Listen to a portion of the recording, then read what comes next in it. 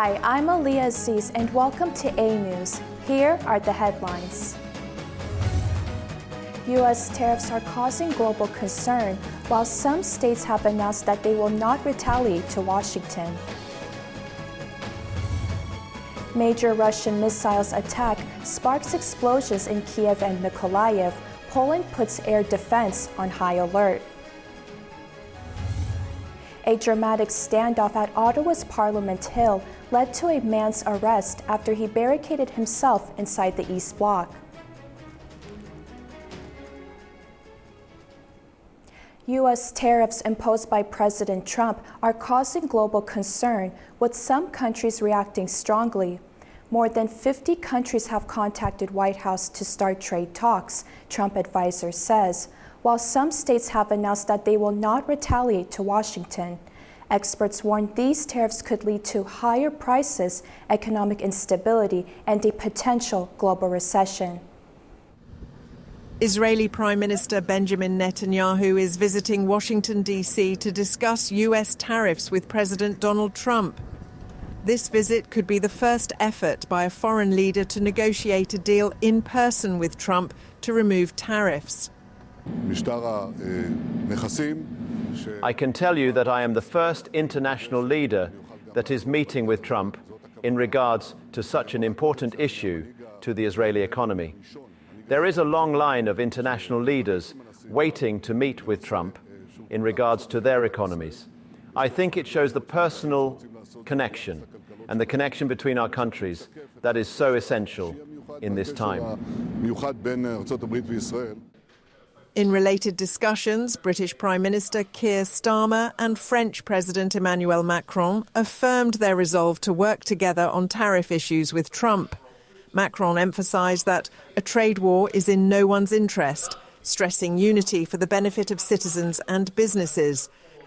China has responded by imposing a 34% tariff on all US imports starting April 10th as part of its retaliation against the US's tariff policies. United Nations Secretary-General Antonio Guterres warned that trade wars harm all parties, especially vulnerable countries. He said it before. He said it more than a month ago that in a trade war, nobody wins, right? Our concern right now is that with the most vulnerable countries who are the least equipped to deal with the current situation. Meanwhile, countries like Indonesia, Taiwan and India have decided not to retaliate against US tariffs. Trade experts have criticised the US for imposing reciprocal tariffs, warning of potential backlash and negative effects on domestic inequality. They warned that the policy would ultimately hurt the consumers. Ordinary working Americans will pay for a tax cut that will be enjoyed by a small number. But I would say that the long-run effect of this is bound to be that more and more countries will shift their trade away from the United States.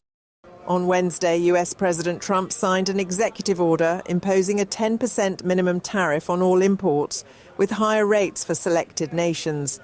If the tariffs take effect as planned, American families are expected to face higher prices on imported goods, particularly clothing and footwear, as most of these products are imported from Asia.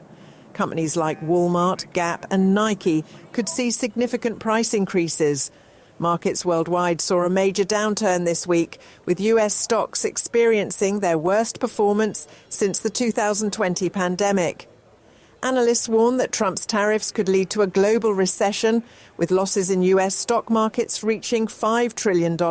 While companies like Apple and Nike suffered losses, small US businesses face potential closures. Despite the economic turmoil, Trump has defended his tariff approach. As global trade tensions rise, the automotive industry is feeling the impact of U.S. President Trump's 25% tariffs. At the Seoul Mobility Show, exhibitors are adapting their strategies in response to the tariffs. At the 30th annual Seoul Mobility Show on Saturday, exhibitors and attendees gathered to showcase the latest in automotive and construction technology, all while navigating the challenges posed by global tariffs. The event, held in South Korea, opened amidst escalating trade tensions triggered by the 25% reciprocal tariffs imposed by US President Donald Trump, which affected countries including South Korea. These tariffs are expected to increase prices for consumers and disrupt the global auto industry. I invest in stocks, so I'm experiencing significant losses due to the tariffs. As for vehicles, I think sales will vary depending on how the brand makes them and what their good points are, regardless of the tariffs.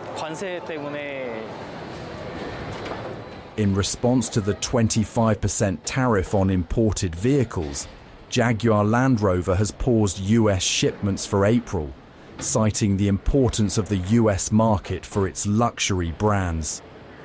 This move reflects broader challenges facing the UK auto industry, including declining demand and the shift to electric vehicles. The 25% tariffs on imported vehicles will impact global automakers like Volkswagen, Toyota, Honda, Hyundai, and Kia. German automakers, including BMW and Mercedes-Benz, will face higher costs due to parts imported from countries like Germany and Mexico. Japanese and South Korean automakers, heavily reliant on US exports, will also be affected. Heavy rain and flash flooding hit the south and Midwest of U.S. on Saturday, worsening the damage from severe storms. At least 16 weather-related deaths have been reported, including 10 in Tennessee, as rivers swell and flash flood emergencies continue. A new round of torrential rain and flash flooding hit parts of the US, exacerbating ongoing damage from days of severe storms that have already caused widespread devastation. Forecasters have warned that rivers in some areas will continue to rise for several days. The central US has been hammered by relentless rainfall, swelling rivers, and prompting flash flood emergencies from Texas to Ohio. The National Weather Service has indicated that numerous locations across multiple states could reach major flood stage, with significant flooding of buildings, roads, bridges, and other essential infrastructure. Since the storms began, at least 16 weather-related deaths have been reported, including 10 in Tennessee. Authorities continue to monitor the situation, with flooding expected to worsen as the rains persist. A dramatic standoff unfolded at Ottawa's Parliament Hill on Saturday afternoon, leading to a man's arrest after he barricaded himself inside the East Block. The hours-long lockdown resulted in evacuations and road closures as police worked to bring the situation to a safe resolution. A man was arrested late Saturday night following an extended lockdown at Canada's Parliament Hill in Ottawa. Authorities said the individual had gained unauthorised access to the East Block of Parliament earlier in the afternoon and barricaded himself inside the building. Ottawa police confirmed the man was taken into custody without incident. However, as of late Saturday, no details regarding potential charges or the motive for the incident had been released. The situation began around 3 p.m. when the man entered the East Block, which houses parliamentary offices. Police issued a warning urging those inside the building to seek shelter, lock doors and hide. Emergency services evacuated the East Block and authorities cordoned off a significant section of Wellington Street, blocking both traffic and pedestrians. At approximately 11 p.m, police confirmed the barricade situation had ended and that one man was in custody. No injuries were reported and the investigation into the incident is ongoing. Russia launched a series of overnight missile strikes on Ukraine, causing casualties and widespread damage from Kiev to Mykolaiv. The attacks come as the country mourns the victims of a deadly strike on Kryvyi Rih. A wave of Russian missile attacks struck Ukraine early Sunday, injuring at least 3 people and sparking multiple fires across Kyiv. Mayor Vitaly Klitschko said blazes were reported in at least 3 districts of the capital. Air raid alerts were issued nationwide around overnight, with Ukraine's Air Force warning of incoming strikes, including in regions bordering Poland. Poland's operational command confirmed that Polish and Allied aircraft were scrambled in response to the Russian air activity to safeguard Polish airspace. In the south, 3 women were injured in the Mykolaiv region following another Russian strike. Videos released by Ukraine's state emergency services show firefighters battling flames through the night in residential areas. These latest attacks follow a devastating drone strike on Kryvyi Rih, which killed 18 people, including 9 children, and injured at least 75. Ukrainian police released dramatic footage of the immediate aftermath.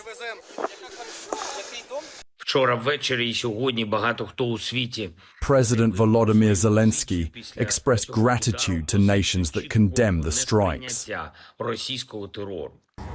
A national day of mourning has been declared in Ukraine to honor the victims of the Kryvyi Rih attack. Russia's defense ministry said on Sunday that its air defense forces shot down 11 Ukrainian drones overnight. The drones were intercepted over the border regions of Kursk and Belgorod, as well as in southern Rostov. Rostov's acting governor, Yuri Sluysar, reported no injuries. He said debris from the drones fell on administrative buildings in one district.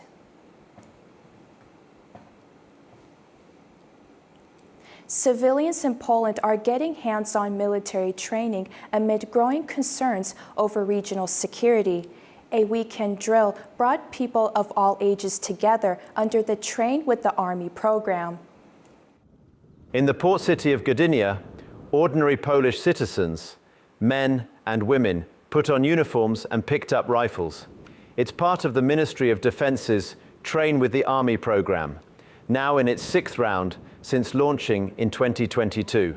The 2-month courses teach basic military skills, how to handle weapons, personal defense, survival tactics, and first aid. Until the war in Ukraine broke out, I didn't think about military training at all. But now I see what's happening in the world. I'm a patriot and believe we must be prepared. There's this growing anxiety. We don't know how the conflict will develop or if it might reach Poland or the Baltics. Either way, we'll be involved. The initiative is part of a wider national push to strengthen defense readiness. Prime Minister Donald Tusk recently announced plans to train 100,000 volunteers by 2027, with incentives like getting commercial driving licenses during service. Galvanized by the ongoing conflict in Ukraine, Poland now leads NATO in defense spending, planning to hit 4.7% of GDP this year. It wants to raise that to 5% by 2026. United States Secretary of State Marco Rubio has called on other NATO members to follow Poland's lead. Austria is stepping up its efforts to stop the spread of a highly infectious livestock disease. Authorities have shut down multiple border crossings with Hungary and Slovakia after confirmed outbreaks. Foot and mouth disease, which affects animals like cows and pigs, was found on farms in both countries. At border checkpoints, vehicles and pedestrians must walk over disinfected mats, and authorities inspect for meat products. The Czech Republic and Slovakia implemented these measures on March 27th, placing mats at 4 crossings. Pope Francis appeared in public for the first time since his hospitalization, greeting crowds at the Vatican in a brief, emotional moment. In his first public appearance since being released from hospital, Pope Francis greeted worshippers in St. Peter's Square on Sunday. Seated in a wheelchair and wearing a nasal oxygen tube, the 88-year-old pontiff waved to the crowd following a special mass marking the Catholic Church's Jubilee year. Buona domenica. Happy Sunday to everyone. Thank you so much. The crowd applauded warmly as the Pope, visibly frail but smiling, made his way from the altar. Faithful express their joy after Pope Francis makes surprise appearance at Vatican. It was a beautiful experience. I started crying. I never imagined I would be able to be here, and it was, I don't know how to explain it. It was just a feeling that I have no words for. It was beautiful. It was beautiful. I was very happy. For me, it was like a very, very important moment in my life. Because before Pope John Paul II, I didn't see him anyway. So now it was for me very excited. I love Pope, and I am very glad to be there. So everything was very, very special for me. It was Pontiff's first sighting since March 23rd, when he left Rome's Gemelli Hospital after more than 5 weeks of treatment. Pope Francis had been battling double pneumonia, a serious lung infection, making this his most severe health issue in his 12-year papacy. Turkey has issued a strong message to Israel, warning against further military action inside Syrian territory. Turkish Foreign Minister Hakan Fidan said Israel's actions are laying the groundwork for future instability across the region and that Ankara doesn't want confrontation with Tel Aviv. Fidan says that repeated Israeli attacks on military sites in the country are undermining the ability of the new government in Damascus to deter threats from enemies. He made the comments during a NATO summit in Brussels. However, Israel claims its strikes are aimed at preventing hostile forces from gaining ground in the country. But Turkey sees the air raids as violations of Syrian sovereignty.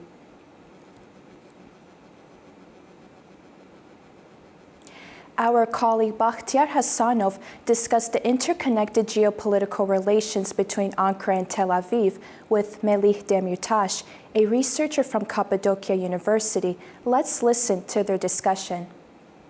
Given the complex web of interests in Syria, from Iran to Russia to the United States, how might Turkey's call to avoid confrontation with Israel be received by other regional actors? As you know, we are also an important partner of NATO. Mr. Fidan actually gave the speech, gave the declaration just after and during the NATO meeting, with the high-level meeting, and he said also that we do not want any confrontation, and we do not want any, of course, any militaristic option or, situation of conflict with the other actors in the Middle East. First of all, also Israel. Israel, although it pushes the limits, it pushes also the limits of stability in the region. Not only in Palestine. Think about these losses, nearly 50, maybe more than 50,000 of people, it's civilian populations lost in Palestine, but not only there, but also in Lebanon, but also now in the southern Syria. The line of Damascus, the line of the inside Syria is also maybe threatened by this Israeli harsh militaristic option. And now we just want to think about the other neighbors, also Iran, also Russia, and the stability in our region, and also stability inside Syria. Syria wants to have now, as a new democratic and stable country, all the many ethnic, many colorful atmosphere, you can say that, inside the region of Syrian community, but still we want to support them, and we want to also support this stability ideal in the region. And now all the world, I think all the world public opinion, starting the United Nations, the United States, they must have some, opinion, and they must have some voice upon Israel and upon Mr. Netanyahu. Mm-hmm.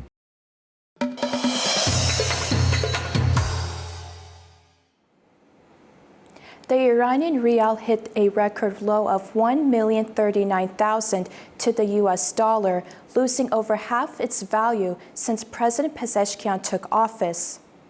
This comes amid escalating tensions over Iran's nuclear program, with US President Trump offering talks, which were rejected by Supreme Leader Khamenei.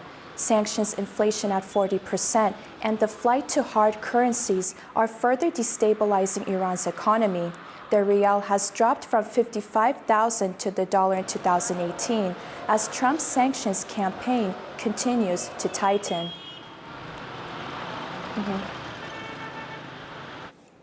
Azerbaijan welcomes a new international resolution on landmine victims adopted at the UN Human Rights Council on the International Day for Mine Awareness. The country says it marks an important step toward restoring the rights of millions affected by the devices. Azerbaijan is a co-sponsor and says the move brings global mine action to a new level. According to officials, more than 13% of Azerbaijan's territory is contaminated with landmines. Baku is calling for more international cooperation in urging Armenia to provide accurate minefield data.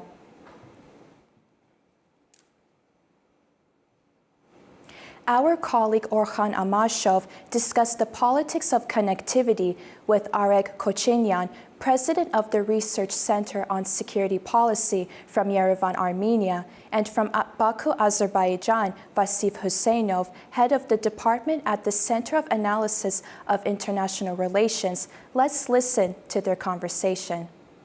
It was the choice of Armenia to be in that situation. Now they are understanding that this blockade, self-imposed blockade, is creating huge economic burdens for Armenia and for the development of Armenia, its economy, as well as its geopolitical standing. It is extremely important to have stable access to all the neighboring countries, as well as through the neighboring countries beyond the region. In this context, while Armenia is trying to accelerate the process, but at the same time, Armenia is trying to avoid its major commitment enshrined in the trilateral statement, which was about giving unimpeded passage between mainland Azerbaijan and Nakhchivan. You, in your speech, for example, talked about a missed opportunity to basically establish a custom control on the Armenian border. I don't share that opinion. I don't think it's a missed opportunity. It was, to an extent, all of the opportunities we're referring to can be referred to the Nagorno-Karabakh. But on the border, on the Armenian territory, there can be no missed opportunities. There can be only the conditions of the Armenian side.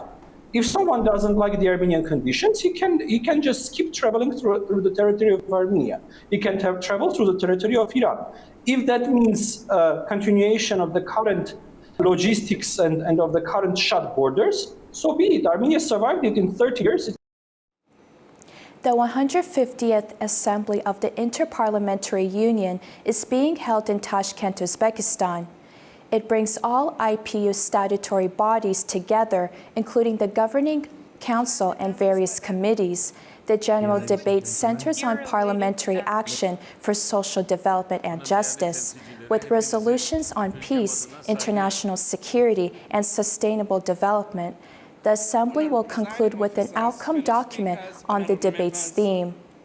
Advancing gender equality as At the Samarkand Climate Forum, Uzbekistan's president warned that fertile lands in Central Asia are shrinking, while the region's population could exceed 100 million in 25 years.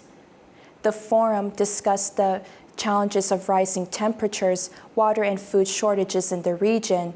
The annual event, following the Central Asia-EU Summit, aimed to strengthen cooperation between the EU and Central Asia.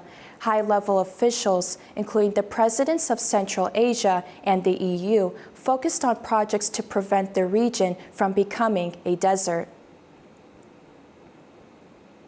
Azerbaijan, Georgia, Turkey, and Bulgaria have signed a memorandum of understanding to advance a new green energy corridor aimed at transmitting and trading renewable electricity across borders. Energy ministers from the four nations emphasized the strategic importance of interregional cooperation in renewable energy and energy security.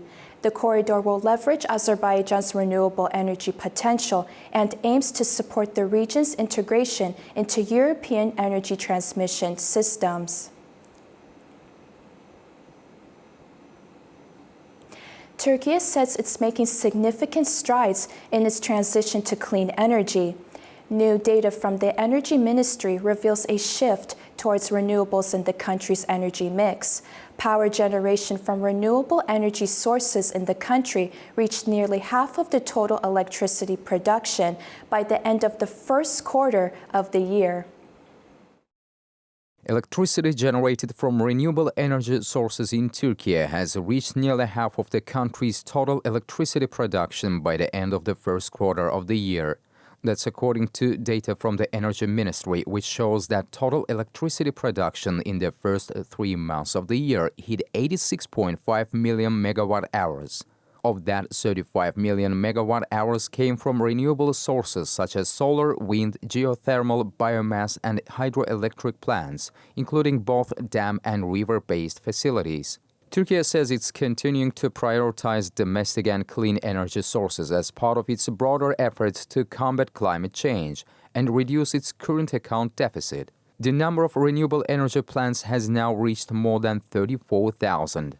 The shift toward renewables aligns with Turkey's strategy to support its expanding industrial sector and meet the growing energy demand of its increasing population, all while reducing dependency on fossil fuel imports. By the end of March, the country's total installed electricity capacity climbed to more than 117,000 megawatts, with the renewable sources making up 60% of that total.